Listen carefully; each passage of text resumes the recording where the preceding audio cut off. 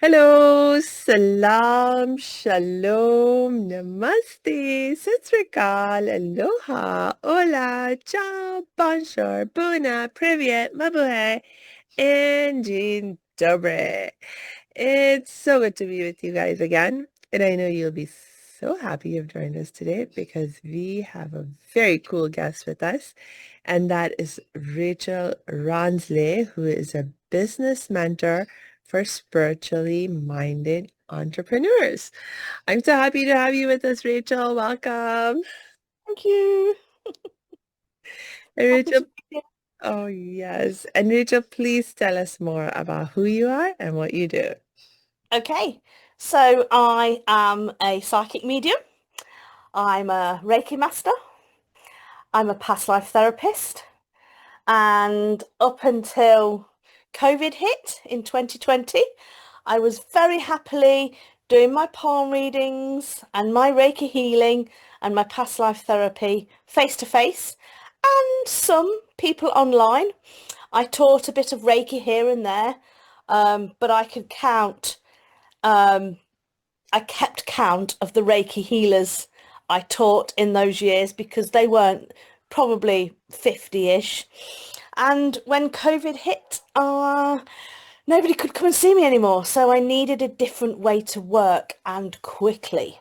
Yes, some clients came online and that was fantastic, but I needed a fresh outlook to my business.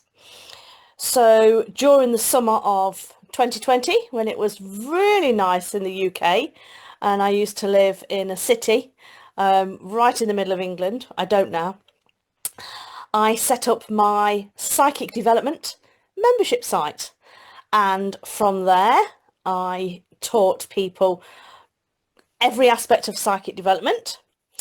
And I started doing some courses and some programs, and everything stepped up a notch professional wise.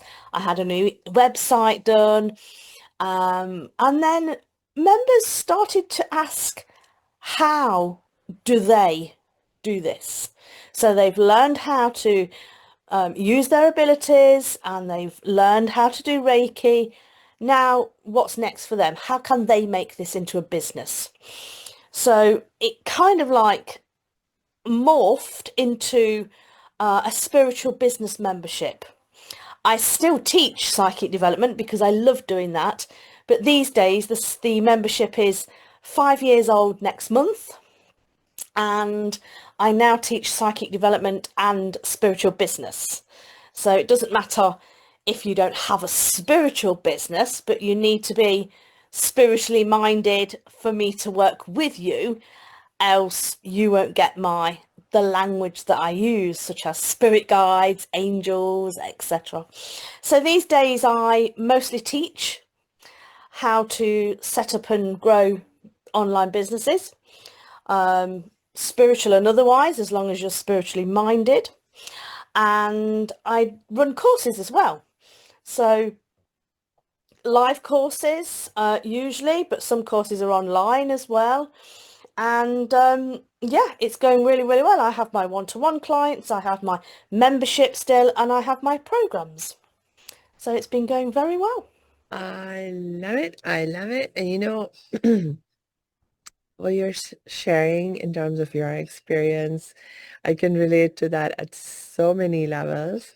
First of all, at the level of being someone who actually went through various trainings myself in terms of just getting knowledge and skills that I really wanted to be able to share with people in the world. Like things that I had found so helpful for myself. I was like, I want to share this out with people.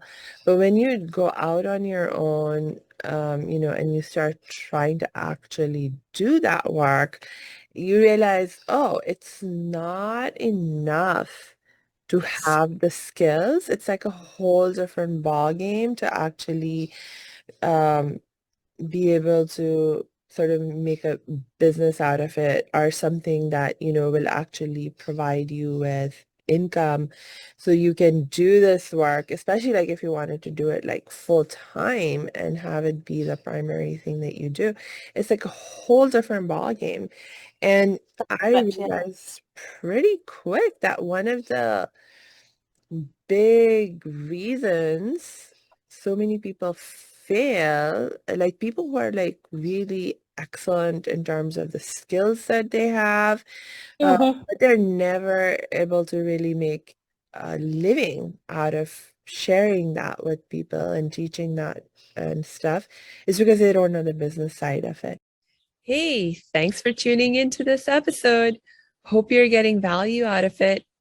For your information, this episode has been sponsored by the Happiness 101 program. Are you a change maker, coach, trainer, or healer? Are chains of fear holding you back from making the impact and income you desire?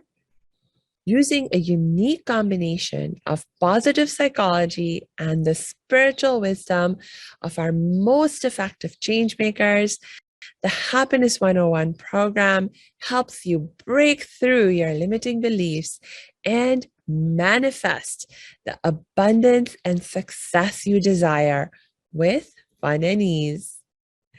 Interested? Book a free Happiness 101 exploration call with me, your happiness expert, Samia Bano. Just use my online calendar link in the show notes. Now, back to the show. That's correct, yes. Yeah, yeah.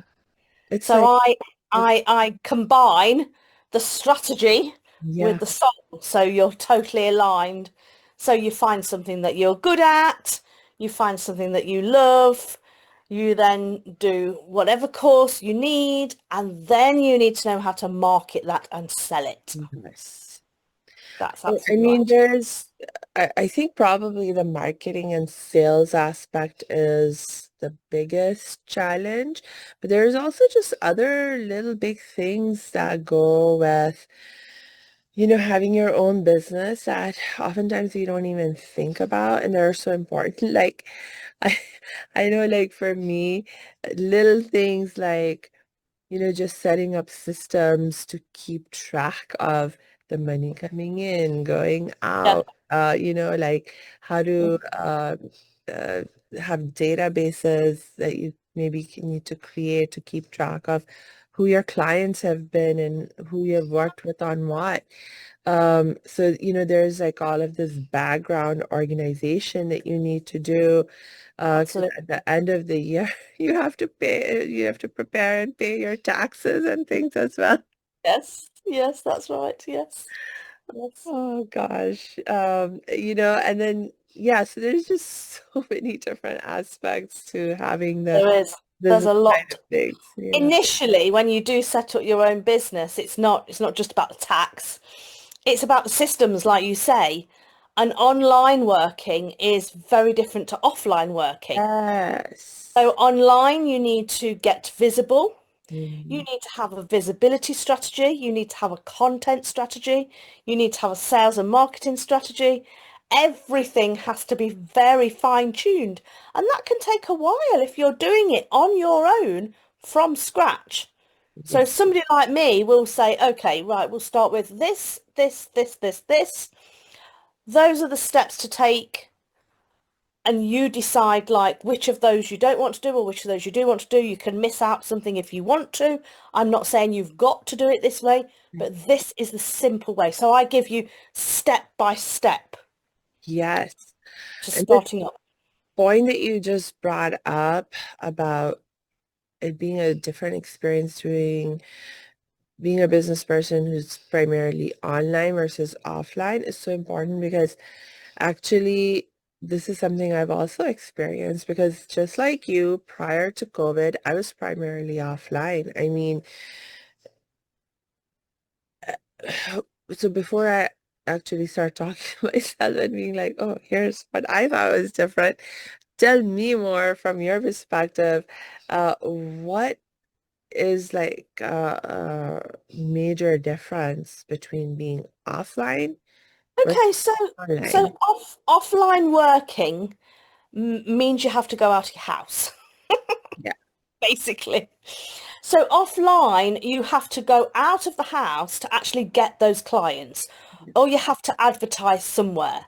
So it involves flyers, booklets, leaflets, business cards, and you have to put those out where you think your ideal clients could be, which is a bit of like hit and miss, so to speak, because you could literally put flyers through 10 streets in the post boxes and get one person. Yeah. That's a numbers game. So online, it's more targeted.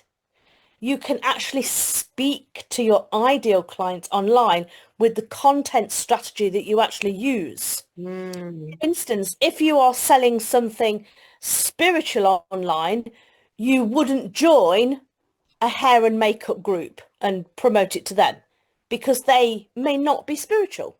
Yeah. And if you are going to advertise something in a spiritual group online, it has to be on brand. You can't sell a car, for instance. Do you know what I mean? So I don't tend to use the local groups to sell.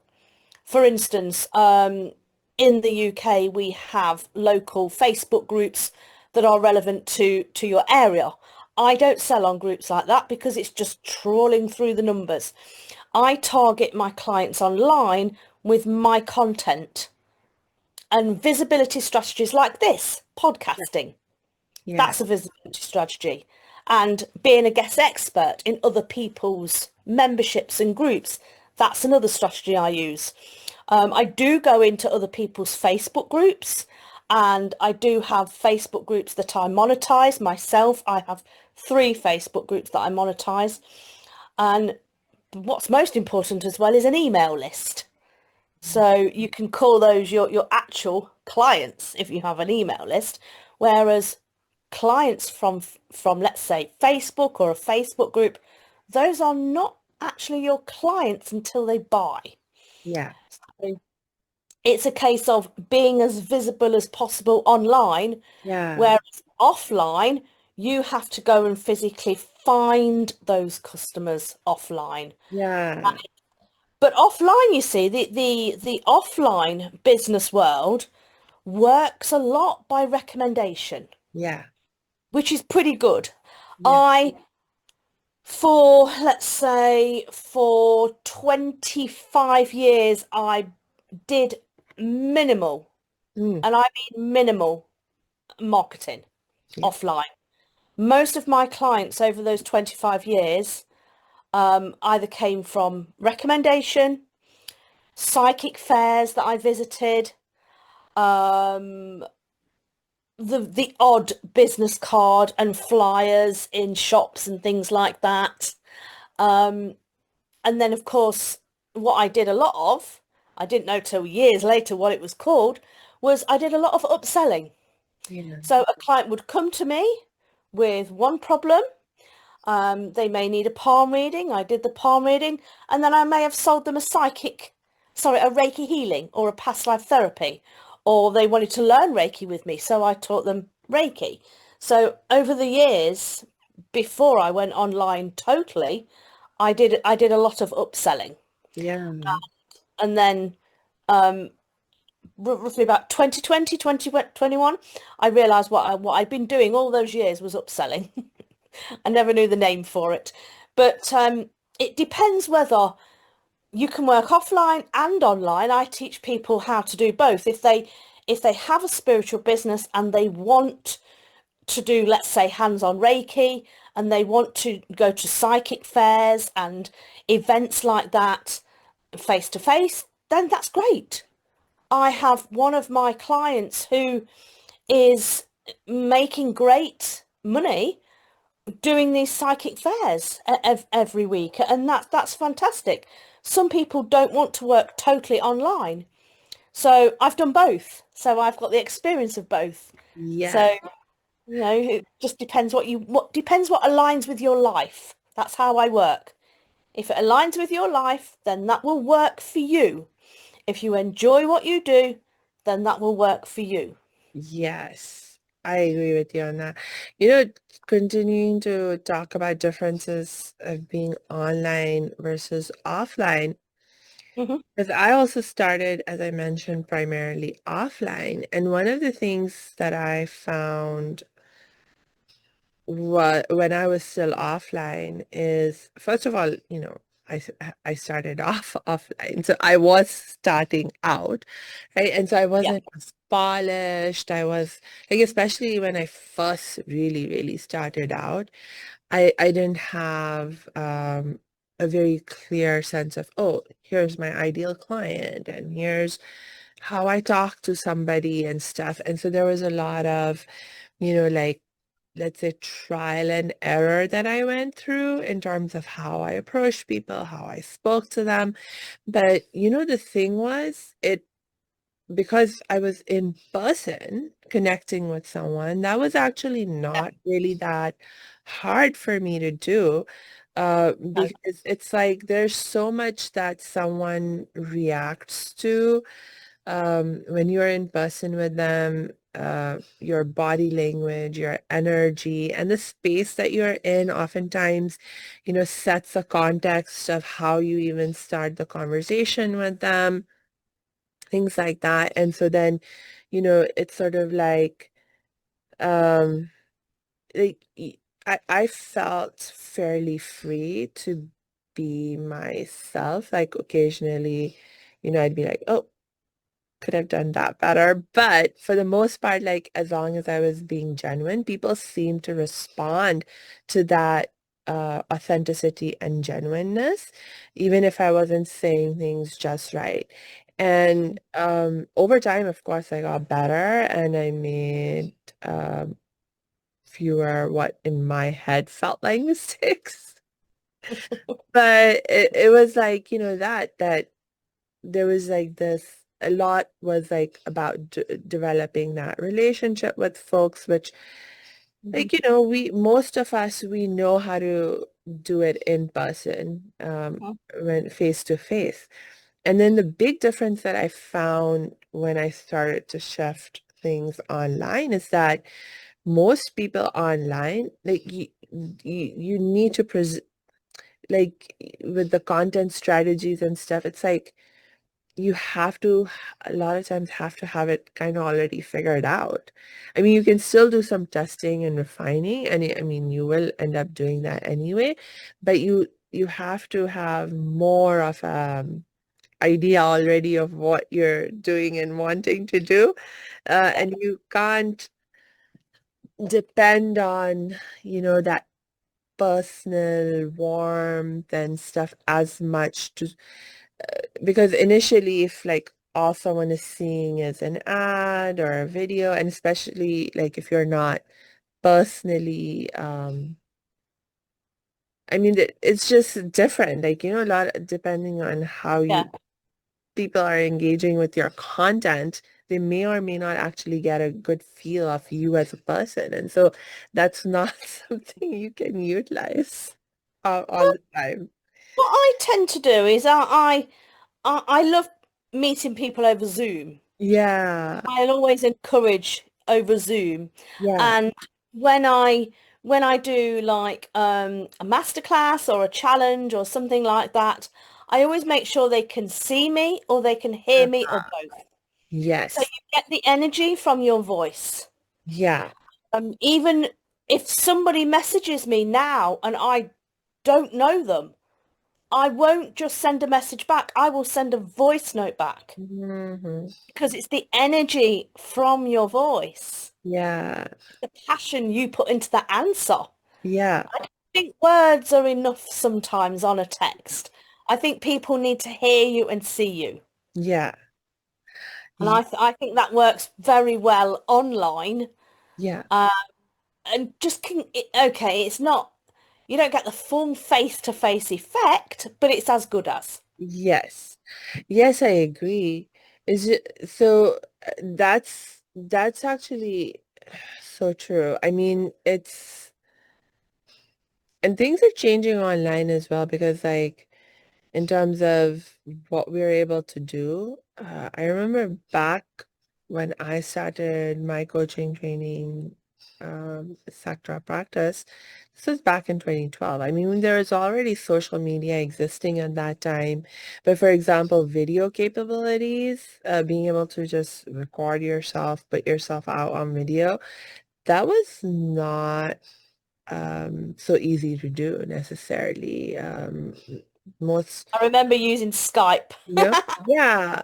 I mean, there was like all kinds of limitations. It used up a lot of like memory and space, and most services didn't provide you with enough space to just keep uploading videos and That's things. And the quality of videos was relatively low, and you had to keep like things short.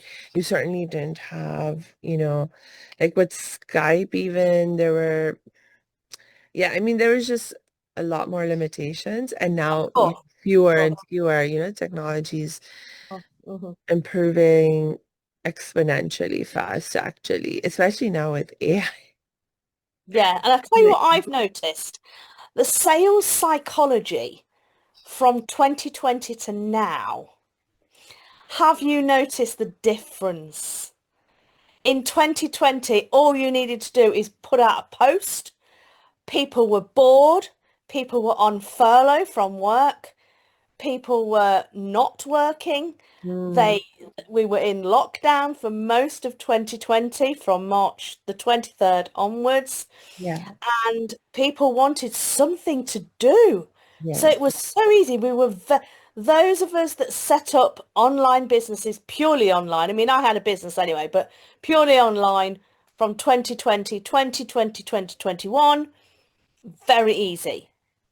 But then you come to set up an online business these days, and it's not as easy. People have gone back to work, they have less money because of cost of living and all other outside factors, etc. And you have to be very, very, very much smarter these days when setting up a business and running a business. The sales psychology in those 5 years has changed enormously. And if you don't keep up, you don't sell these days. yeah, And that's where a lot of people have come undone. They've set up these fabulous businesses, 2020, 2021, and a lot have flopped online. yeah, They haven't kept up with the trends in the buying psychology. And these days it's more about what can I do for my client? How can I serve my client better? What does my client need? It's all good to set up this program and write this fabulous program, and I never do that. Never ever. I always pre-sell. So I'll put out a poll to my audience, ask them what they want, ask them how I can help them, and then I will go from there and actually write a course or a program with what they've been asking for. And yes, then I sell that to them. So I always work backwards when yeah, I'm actually writing and designing my courses. Yeah. yeah. That is really, really smart. That is really, really smart. Because there is this definite um uh urge, I would, and maybe something even like a different word that may be better, but because like for me, I know like I love to keep learning for myself all the time. And every time I learn something new that I find is so helpful for me, I'm like, oh, I want to share this with my people. Yes, me So too. that it's like, oh, let's do another, throw out another new training or, whatever. But the thing is that it's like you really have to sort of know where your clients are at, who your clients are. Yeah. Because like for me, like most of my clients that I work with, we have to start at a very 101 level. Mhm. Um, and then, slowly, slowly over time, there's like a relatively smaller minority of them that will that will go to the more advanced, let's say, courses and stuff. But it's like you have to really think about how many like clients you already have that would be ready for the more advanced training that I just received for myself. And now I'm like dying to share that out. But do I have Not any more everybody's ready. Not clients? everybody's ready. You know? Um, because yeah, it's like really, I mean, you can go out and try to sell that advanced thing directly to a new audience or something. But Yeah, it's like that in some ways, it's a lot harder to do than working with the clients you already have and being like, hey, we had a great experience working on this. Do you want to try something else new that I'm offering that'll help yeah. you take the next step with me? I mean, and so that's like been one of the challenges that I found in terms of just needing to rein my urges to throwing out all these like different trainings. And that's one of the reasons I've my membership has been successful all these years because I've had a group of warm people that just want to roll with me and want to buy everything that I sell kind of thing. So I think it's very important to have like a group of people Mm, that not necessarily stay with you forever, but there's always someone there that you can yeah, pitch an idea to and sell.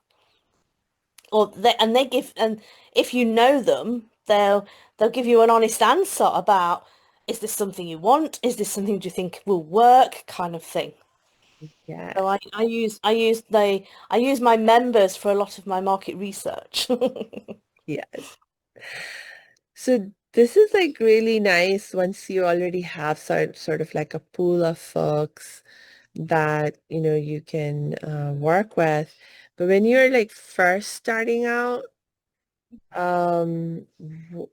I mean that's one of the big challenges that I mean with like on an online context we can think about it in terms of building your list, like whether it's your email list or building out your group um, and stuff. Um, in person, it's like a similar thing. You have to like establish some kind of a community of Mhm. folks that, love you. Well, love comes later, but who know Yeah. you, trust you, like you, that kind of thing. Your dream clients, yes. Yeah. So, what are like some of I mean, you obviously start with people right from the starting point and take I them. do. Yes, I Yeah. do. What are some of the challenges they should be aware of when they're more in the beginning stages of establishing their practice? Just so, I feel like if we know what to expect in terms of challenges, we can endure them better. Yes, of course.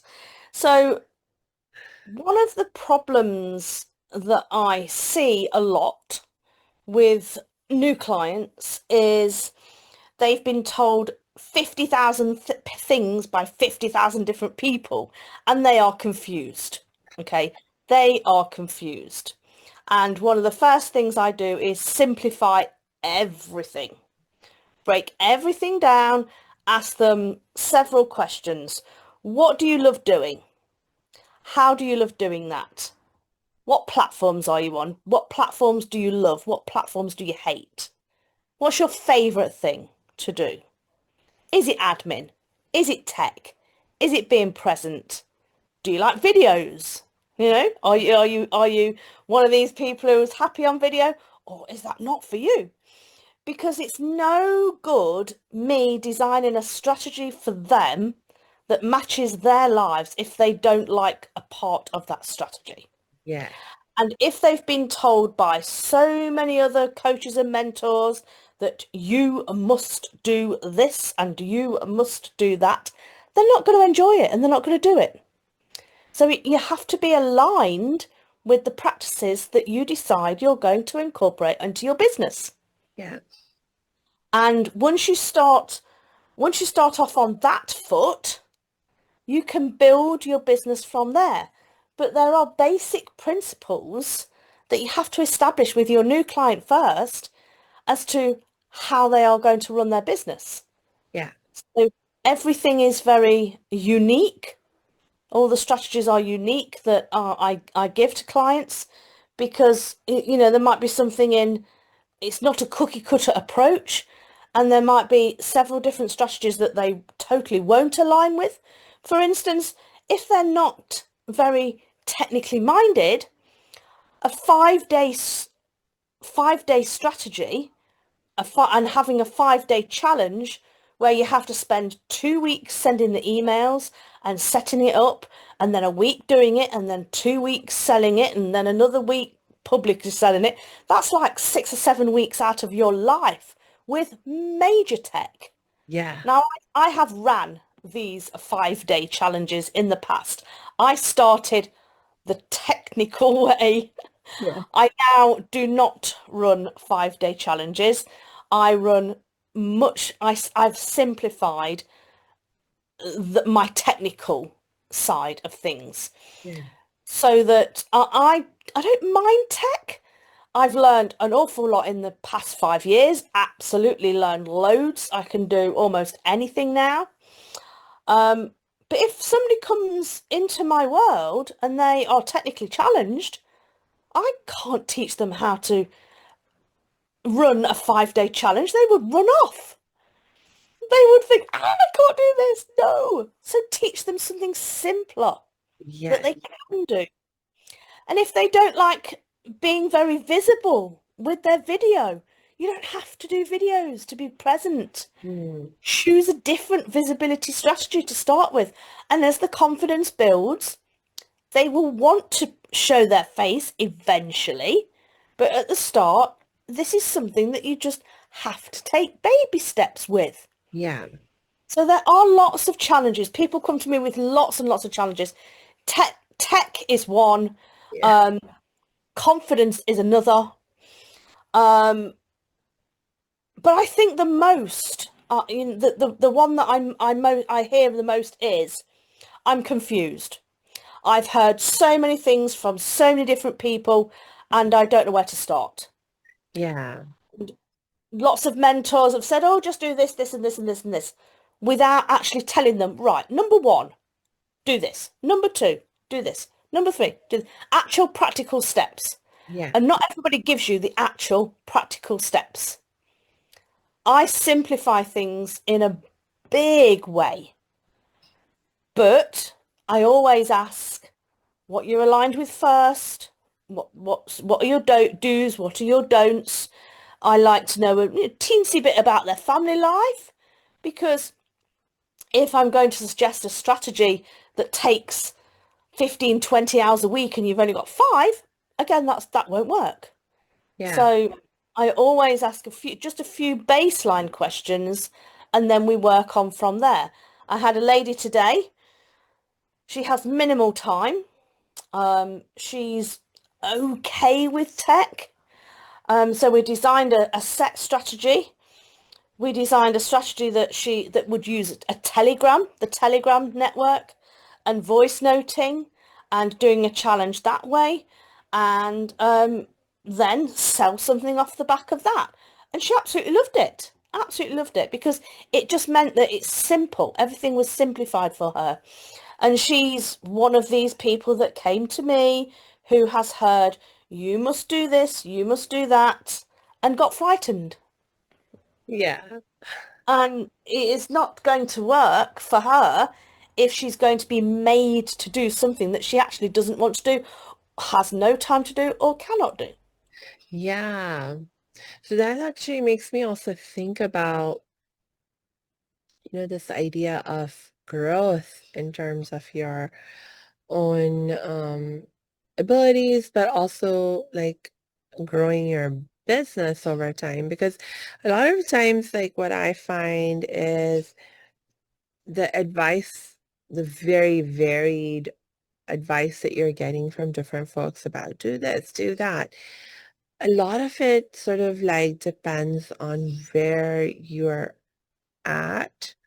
Um, so like I may, for example, be technically challenged.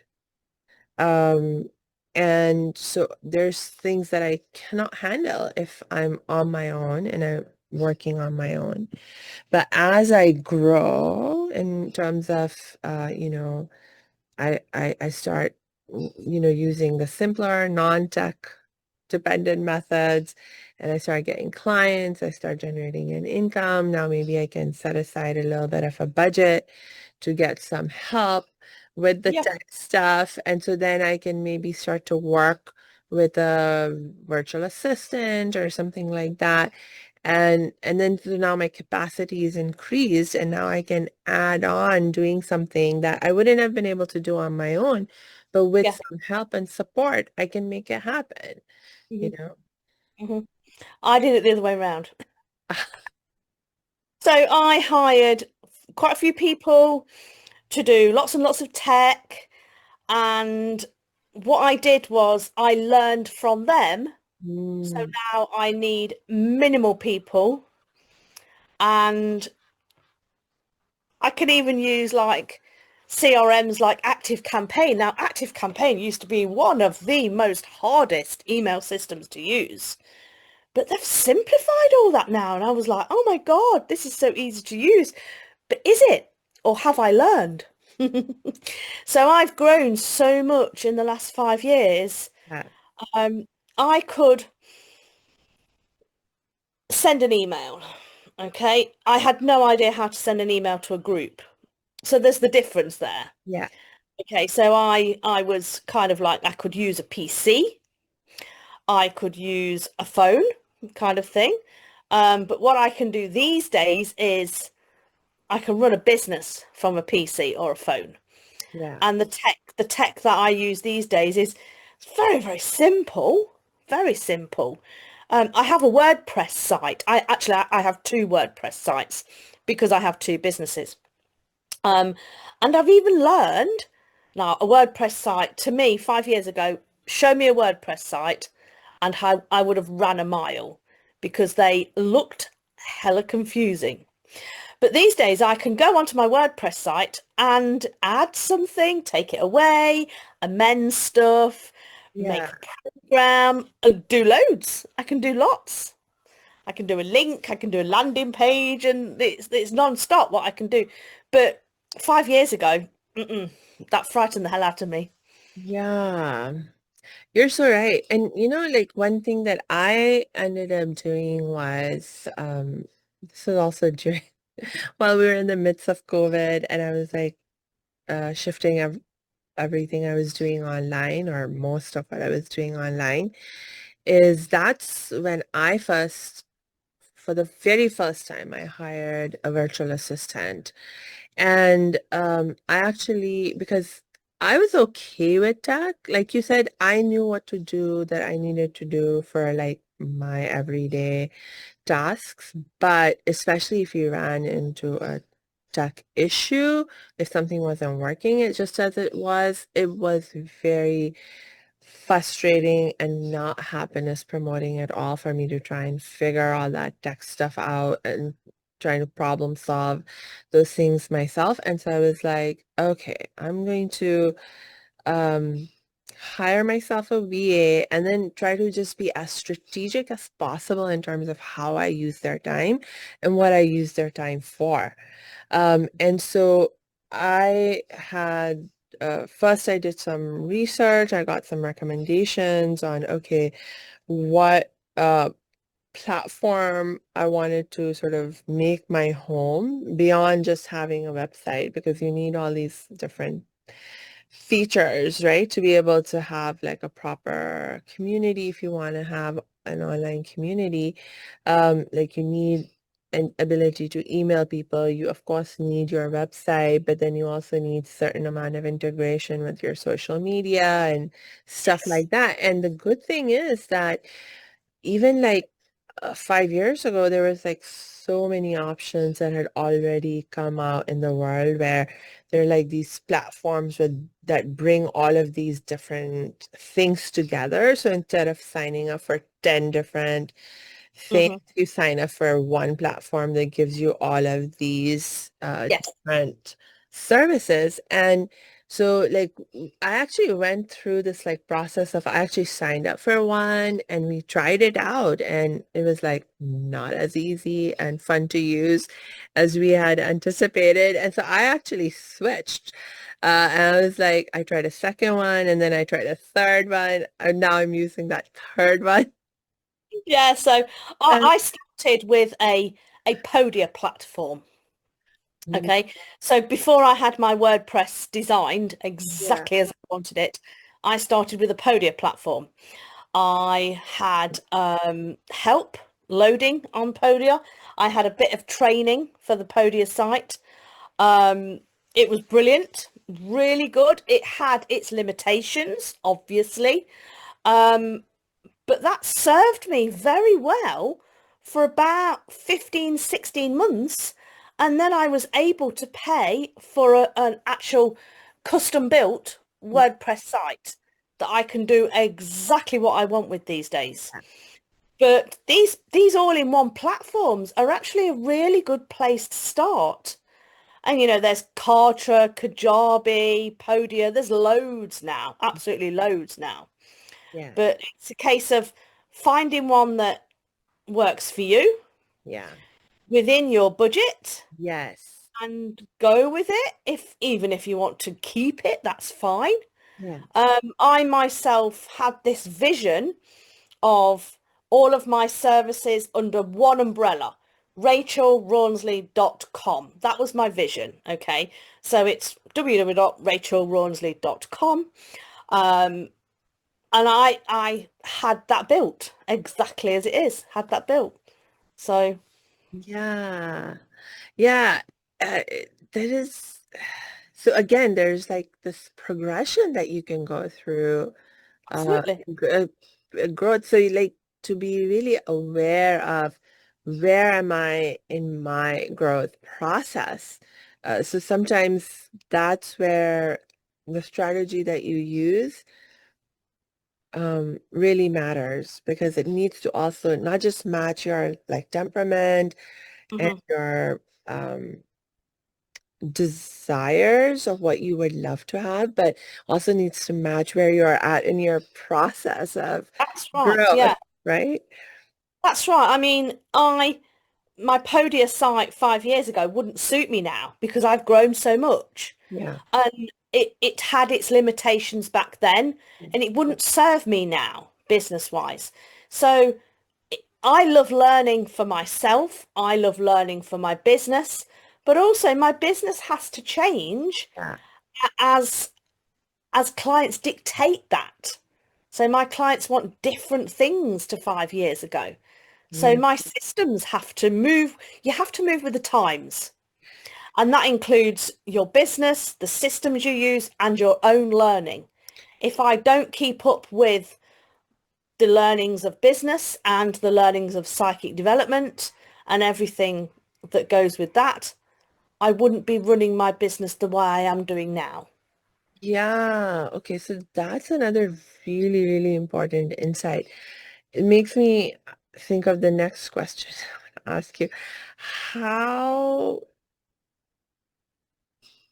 do you sort of divide your time or let's say maybe balance between these different aspects of what it takes to have a successful business? So there's the actually working in the business part. And when I say working in the business, I'm thinking of things like actually working with a client, actually Yeah. teaching, In uh, the business and on the business. yes, and versus Yeah, working on the business where you're like learning about the business side of things or, how trends are changing, as or, absolutely. like what changes you need to make in the systems So stuff set up, I stuff like run my business how I run my life.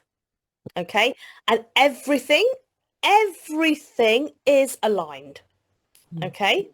So I have a diary Monday to Sunday, and then I have a notes page. And then I have my calendar on my phone. Yeah. Okay. So if it's not in my phone, if it's not in my diary, it's not happening. And whatever must take priority that day or that week must happen, Yeah. whether it's personal, family, or business. Yeah. Okay. So I give just as much time to my personal life, my nails, my hair, as I do learning about my business, Yeah. right? And everything is perfectly aligned. What needs to happen that week happens.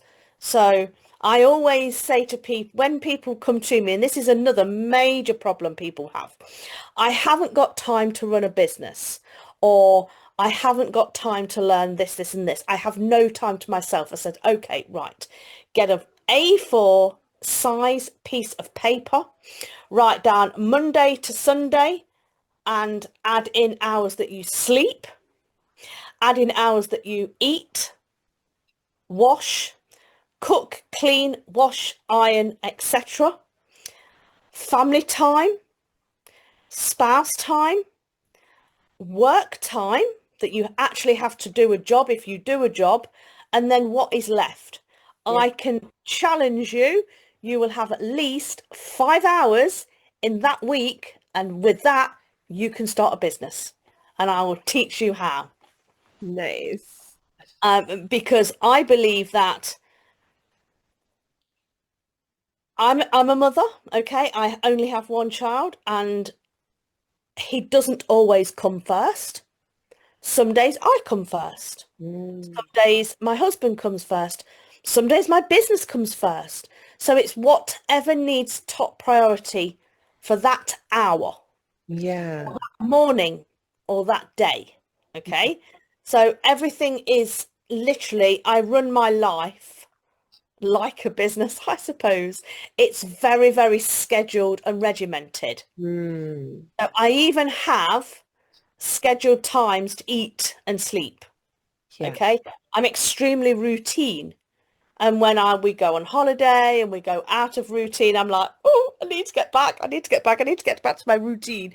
I'm a routine kind of person. Yes. And I think the only way I can be a mum, be a wife, have a personal life, look after myself, learn what I want to, run two businesses, and still look after the house and garden is because I have such an organized life. Yeah.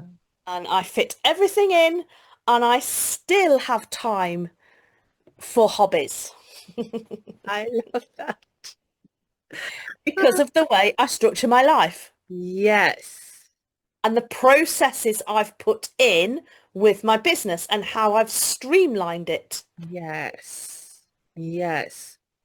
You're And that's what I teach so, people to do. I teach people to align their lives with their businesses. yes. That is so important. So important. Because one of the, challenges I had for a while was, and this was a tendency that I've always had, where, I get obsessed with something and then I just throw myself all into that one thing and then my life gets completely out of balance because I'm not taking care of myself. My family members start complaining about how I'm ignoring them. Things like that. It's all about being aligned and all about balance. Yeah. And so more and more, in order for me to maintain my sanity, but also to be able to just stay consistent with doing whatever different things I wanted to maintain in my life, I've had to fall back on being really organized, being more, more scheduled. Like you were saying, I'm now so dependent on my calendar that, like you Wouldn't said, be without if it's mine. not exactly, if it's not on my calendar, it doesn't happen in my life now. No, no. If it's not in my calendar or my diary, even if people beg me, please, please, please, can we have a meeting today? And no, Yeah. you would schedule. My head is somewhere else right now. Yeah. These people, these salespeople, they could be selling you something, whatever it is. Yeah. My pet hate is this saying, can we just jump on a call right now? No, no, we can't just jump on a call right now. My head is somewhere else. I'm probably thinking about having my roots done. Do you know what I mean? Yeah. My headspace is not jumping on a call with you right now. Yeah, it's like, and I understand the reason why they want to jump on a call right now. It's because that's what's best for them. Yeah, And exactly. it's But it's suited not for best for their me. agenda. Yeah, exactly. It's Yeah. not what may be best for me. Because again, especially if we are trying to live an aligned life, a more balanced life where we are doing all these different things, if it's my self-care time, like this was one Yeah. of the big mistakes I used to make, is I was always so willing to sacrifice my self-care time, particularly in the context Oh, of my sleep, so you know? important. It's like, Sharing. okay, I'll skip on having a shower. I'll skip on sleeping the full 8 hours that I need. I'll skip on, this or that, but it just starts to really pile up in terms of the impact that you Mhm. experience. And then uh, again, that's when you run the danger of burning out. You run the danger of Exactly. inviting And all then you're not aligned with your values yeah, because you've pulled down those boundaries. yeah, You must have boundaries. If somebody says to me, can I book an appointment at 9 p.m.? I usually say, are you swearing at me? 9 p.m.? I die after 9 p.m.? You are joking?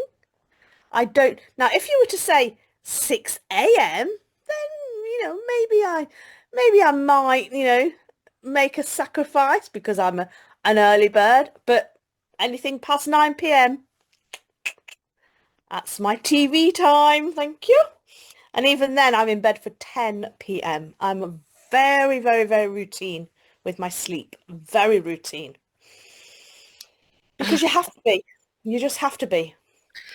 Yeah, I think part of, I mean, we do have to also keep watching about how our needs change, because I mean, just as the needs of our business change over time, our personal needs change. I remember when I was in my 20s and even a good big chunk of when I was in my 30s, I could actually function fairly well with relatively little sleep. But now I'm in my 40s and I need my 8 hours. Yes. Otherwise, I can literally feel the Yes. drop in my energy, and it's not just the drop in my energy, but the lack of clarity, the drop in my ability to just be as clear-headed and happy. Yeah. I am nearly 52, Samir, and obviously menopausal, and I literally 10 p.m. my phone switches off. I've got one of these phones that switches itself off from Right. 10 p.m. to 6 a.m. so that my head cannot even look at it. Yeah. I am literally not able to look at it at all. I'm not even tempted to touch it because it's not even it's switched off. It closes everything. All the apps close down at 10 p.m. But if you were to ask me a question at 10 p.m., I think I'd maybe I could answer, but in my 20s I was clubbing at 10 p.m., going out at that time, and these days I'm going to bed at that time. Yeah. Ev Everybody changes, and until you do hit your 40s and especially your 50s, things change. Yeah. Okay, it's like when you have children, things change. In your teens, you sleep forever in your teens. I remember sleeping until like midday. I can't sleep past 6 a.m. these days. Everything changes and your business changes, and you have to take that into consideration too. Yeah. Uh, Gosh, Rachel, I'm having so much fun talking with you, and I'm keeping an eye on the clock. Yes, it's been fantastic. Thank you, Samia. Oh, do you have any last thoughts you would love to share with us? I I would just like to say, um, I always ask this question to my new clients. The passion that you have for whatever you're doing in your business right now, do you see that with longevity? Do you see yourself doing that in 5 years' time, maybe 10 years' time? If the answer is no, this could be a fad. Yeah. Okay. So think very, very carefully about, is this the right thing for you? Does it align with your life? Can you literally switch it into your life and without making a hell of a difference? Okay. Now, I've been into psychic development since I was little. Okay. 3 years old when I first got my spirit guide. And I've always, always, always been absolutely blown away by my spirit guides, all the psychic stuff. So if I was to ask myself that question, would I still be doing that in 5 years' time? Hell yes, of course I will, because I've been doing it all my life. And I've been running a business for the last 25 years. Yes, it was mainly offline. Now it's mainly, I mean, in fact, it's fully online now. But I did do a little bit of online probably about 15 years ago. Yes. Um, and will I be doing that? What will I be doing in the next 15 years? Well, I'll have to keep up with the trends, won't I? I'll have to keep up with AI and I'll have to learn how businesses keep up. And I will continue to learn. So in 15 years' time, I am ahead still, or at least learning what's going on in 15 years' time. Because you said earlier about Skype. 15 years ago, we were all like, oh my God, I can't edit this video. What if I go wrong with this video? What happens if I wanted to chop something out of this video? You can't. Yeah. But now you can. So keep up with the trends in your business. You wouldn't run a business today like you ran one in the 80s or the 90s. So why on earth do you think you can still run this business like it's 2020? Do you know what I mean? Quite a lot of people online are still saying, oh yeah, it's really easy to run an online business. But no, it's not really easy. But if you know someone that's been there, done it, got the t-shirt, ran an offline, ran the online, then yes, you can copy them. So find yourself a great mentor or a great coach and ask them one thing. When you find this mentor that you align with or whatever, ask them one thing. Ask them how they started. Mm. Okay. Ask them what they did, how they set their business up. And if you align with their story and you like, how they what their morals are, what their values are, if you like their story, and then go with that person. But if there are any red flags, then goodbye. Yeah. Because I've met a lot of mentors and coaches with a lot of red flags. And there are still lots out there that do not serve their clients to the best of their intentions. Yes. Oh gosh, you just brought up another Another really can of important worms. thing, and I'm gonna have to force myself to not ask you follow-up questions on that. But that is a very, very critical point, and I am so glad that you brought that up. And I would actually, if you are looking for a coach or mentor, I would actually say stalk that person for several months before you even think of buying something or buy something low ticket from them. yeah, Really get to know them. Join their challenges, their free challenges and their free masterclasses, buy a low ticket something and just get to know them and yeah, get to know whether you're aligned with them. That's what I true, would do. true, That would true. be my piece of advice for people starting a new business. Thank you for that, Rachel. And I will just give my last thought for right now, which is to our audience to please make sure you check the show notes because for sure you can continue to learn and get the help and support you need from Rachel. And check the show notes to help you make that happen because we will be dropping her links in there so you can stay connected. And until we connect next time, I just wish you lots and lots of peace and joy. Thanks very much, Samia.